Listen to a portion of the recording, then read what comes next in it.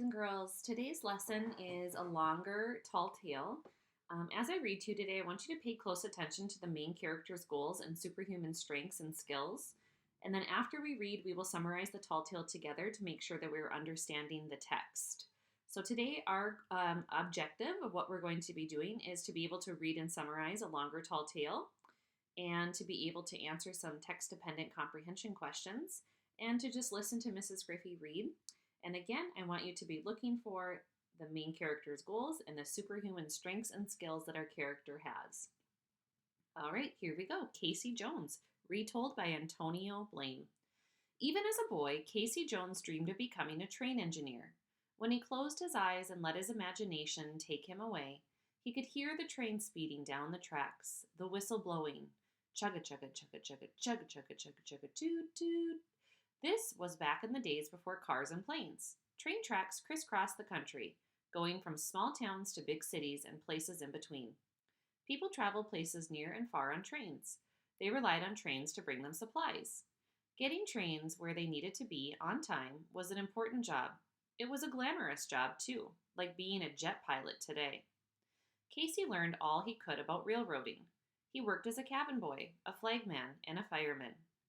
A train fireman didn't put out fires. He kept the fire in the engine going by feeding it coal. Then Casey learned how to steer the train and control the brakes.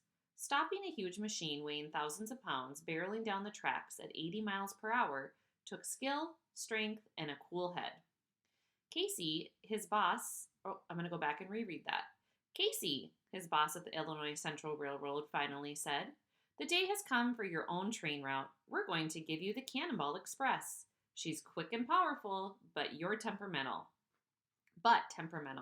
Can you handle her?" Let's take a look at the caption here.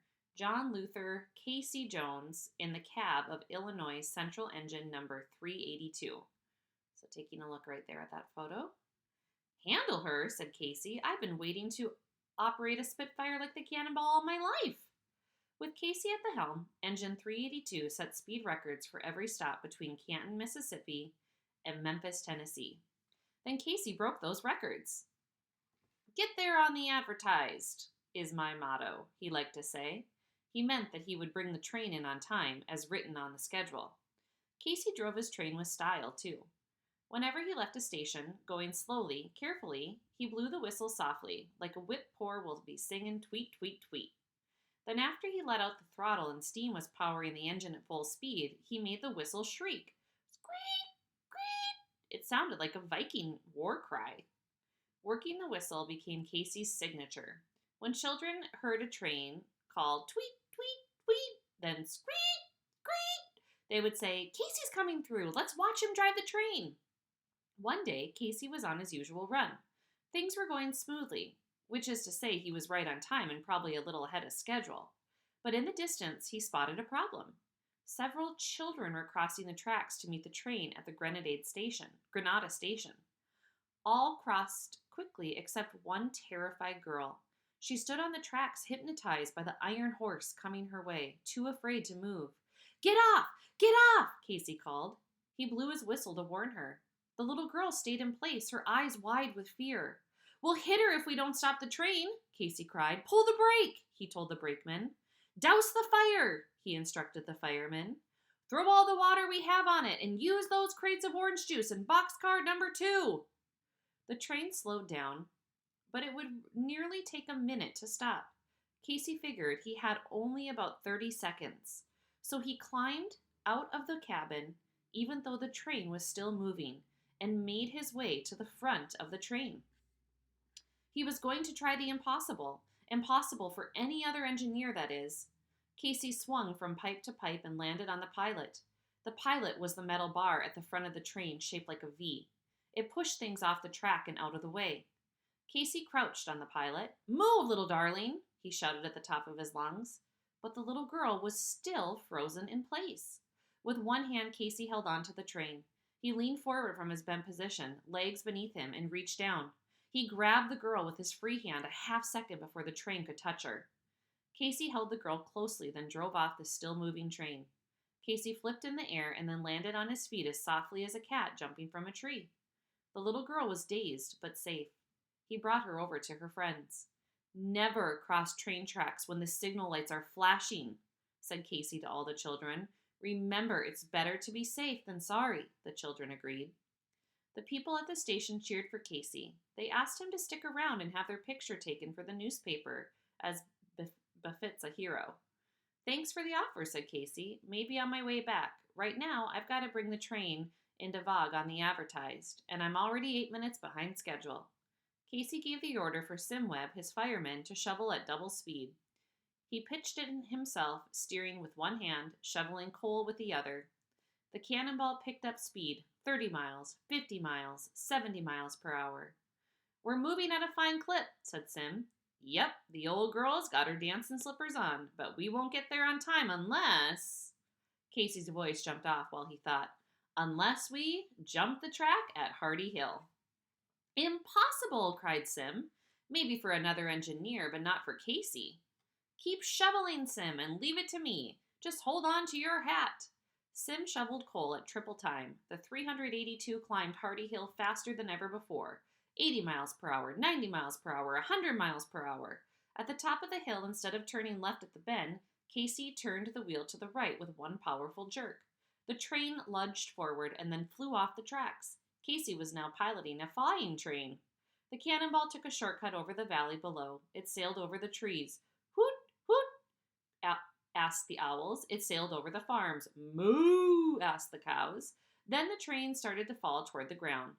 Down, down it went. "Steady, girl," whispered Casey, gripping the wheel so tightly that it cut a hole in his driving gloves. Boom! Bing! Thump, thump, a screech! The train landed right on the track a mile outside of Vogue. It buckled and leaned, but Casey held her upright. Some of the bags in the baggage car got banged around a bit, and Simweb lost his hat. Don't say Casey didn't warn him, but nothing broke and nobody got hurt. Chugga, chugga, chugga, chugga went the Cannonball Express. Tweet, tweet, tweet went the whistle. "Here comes Casey and the 382 right on time," called the people at the station. "Maybe even a few seconds ahead of schedule," said Casey. All right, so a lot was going on in that story. Let's kind of talk about and analyze the characters and the plot of the story. So as I'm looking at this, I'm noticing, who are the characters in the Tall Tale? I want you to spend some time to just think about that.